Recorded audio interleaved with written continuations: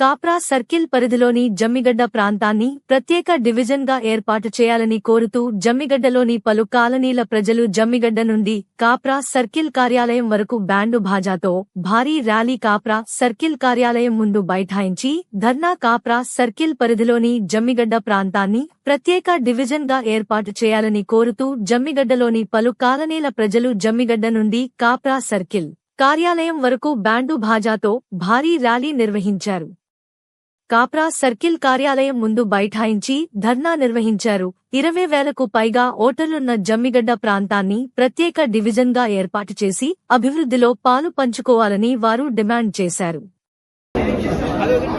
ఈరోజు మన జమ్మిగడ్డ డివిజన్ వాళ్ళు సపరేట్ కావాలనేది ఒక మెమరాండం ఇలా మన కప్రా మున్సిపాలిటీ డీసీకి ఇవ్వడం జరుగుతుంది. ఎందుకనంటే ఇంతకుముందు కూడా ఈ ఏదైతే కార్పొరేషన్లు ఉన్నాయో మనకు ఇంతకుముందు 10 డివిజన్లు ఉండేది, ఇప్పుడు కొత్తగా 16 డివిజన్లు అనేది ఏర్పడతాం అనేది తెలియపరిచారు. మరి వాస్తవం కూడా జమ్మిగడ్డ అనేది ఒక బ్రాండెడ్ అనేది ఉన్నది. అన్ని డివిజన్ల వాళ్ళు కూడా మనం జమ్మిగడ్డ అని అంటేనే అందరు డివిజన్లు పోతాం. దాదాపుగా 3 డివిజన్ వాళ్ళ కార్పొరేటర్లు కూడా జమ్మిగడ్డ పోవడం జరుగుతుంది.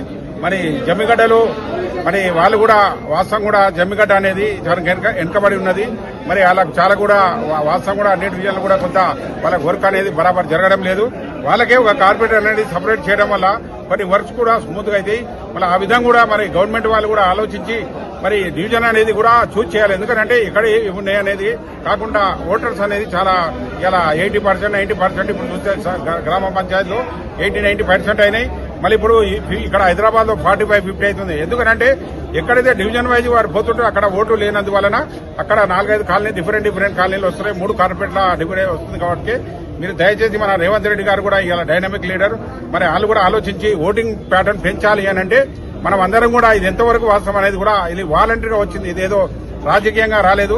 మరి అందరూ కూడా ఓటింగ్ పెంచాలనే ఉద్దేశంతో ఇలా జమ్మిగడ్డ అనేది వాస్తవం కూడా చాలా హార్డ్ వర్కరు, వాళ్ళు కూడా అన్ని ప్రదేశాల నుంచి వచ్చి ఉన్నారు. మరి అందరూ కూడా ఆలోచించి మేము సీఎం గారు కానీ డీసీ కానీ మున్సిపల్ కమిషనర్ గారు కానీ కూడా దయచేసి మా ఒక రిక్వెస్ట్ ఇది, మీరందరూ కూడా దయచేసి జమ్మిగడ్డ డివిజన్ అనేది సపరేట్ చేస్తే బాగుంటుంది. మరి ఇక్కడ మేము ఇలాంటివి కూడా లేకుంటే డిసిప్లిన్ గా ఉంటారు. ప్రతి వాళ్ళు కూడా ఏది కొన్నా జమ్మిగడ్డ అనేది ఉంటుంది. జమ్మిగడ్డ డివిజన్ అనేది చేయడం వల్ల డెవలప్మెంట్ బాగుంటుంది. మాకు జమ్మిగడ్డలో దాదాపుగా ఇవి బెరల్ గ్రౌండ్ అనేది దాదాపుగా 20 ఏళ్ల నుంచి కొట్లాడుతున్నారు. మరి ఆ కార్పొరేటర్ అనేది కూడా చాలా సందిగ్ధం ఉన్నది. మరి సపరేట్ ఒక కార్పొరేషన్ పెట్టుకుంటే కార్పొరేటర్ గా ఉంటే మనం అవన్నీ కూడా అభివృద్ధి చెందడానికి అవకాశం ఉంటుంది. కాబట్టి వీళ్ళకు కూడా మున్సిపల్ వాళ్ళకు కూడా వేటు పడకుండా అక్కడ వాళ్ళు అక్కడే చేసుకుంటారని కోరుతూ మరి ఈ రోజు డీసీ గారు కానీ రిప్రజెంట్ ఇవ్వడం జరిగింది. దయచేసి మీరు అందరూ కూడా రిక్వెస్ట్ గా మీకు ఇవన్నీ ఆలోచించి ఈ సపరేట్ డివిజన్ చేయాలని కోరుతూ సెలవు తీసుకుంటున్నాం. Thank you very much. మన రాష్ట్ర ప్రభుత్వం ప్రజలకు సులభతరమైనటువంటి పాలనను అందించడం కోసం, అలాగే ప్రభుత్వం తీసుకొస్తున్నటువంటి సంక్షేమ పథకాలు ప్రజలకు చేరువ కావడం కోసం మన రాష్ట్ర ముఖ్యమంత్రి 150 డివిజన్లను 300 డివిజన్లు చేయడం మేము జమ్మిగడ్డ సాధన సమితి తరఫు నుంచి స్వాగతిస్తున్నాం, హర్షిస్తున్నాం, సంతోషిస్తున్నాం.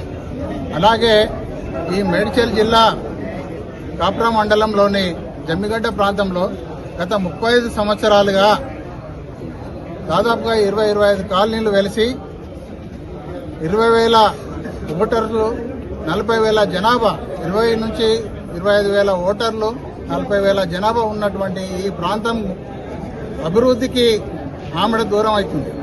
ఎందుకంటే ఈ ప్రాంతంలో ఉన్నటువంటి 20-25 కాలనీలను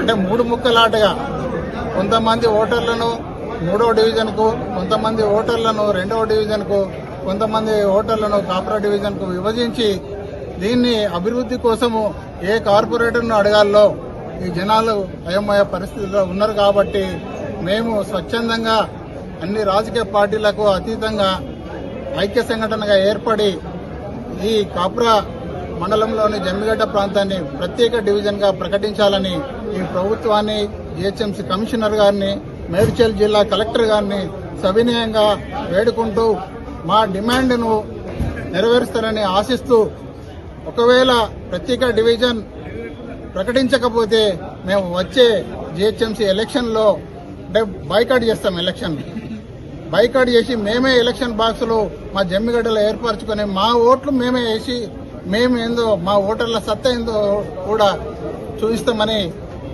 డిమాండ్ చేస్తున్నాం. కాబట్టి